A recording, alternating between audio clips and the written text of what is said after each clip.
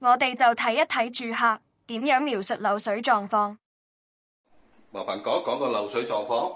咁漏水狀況就係浴室呢度。喂，呢度都好明顯。呢啲我自己補過嘅。未漏之前，因為甩地灰咁，好得核突啫。好。咁但係淨係嗰度不停出水，我試過山水。依個位置不停出水。係啦。係。我試過山水就係2日，但係都照出嘅。嗯。所以就唔知咩事。好。得。出水係出到好似而家咁嘅狀況。係啦，嚟嚟去去都係咁上下嘅啫。即係有水，但係又唔多咁樣嘅狀況啦。OK， 好。嗰埲牆都黑黑地。發生咗幾耐到咧？大約出水可能幾個禮拜。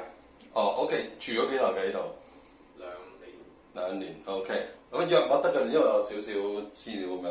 OK， 咁就我撳過譬如嗰啲黑色一點點，即係條邊咧都係實嘅，攞紙巾撳。得 OK， 一陣我會試。咁啊，除咗呢度睇到呢啲咁樣嘅問題，仲有我邊度你會覺得都有啲似漏水相關嘅嘢？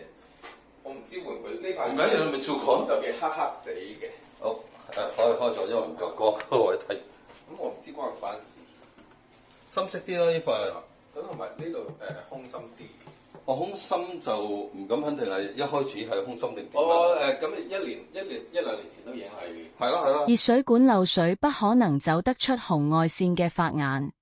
漏水其實一個好繁複嘅問題，如果胡亂去做工程睇唔到會解決到問題，所以如果要解決到漏水問題，首先應該揾漏水專業人士用唔同嘅儀器，確定好漏水問題先至定點做工程，如果唔係只會浪費時間及金錢。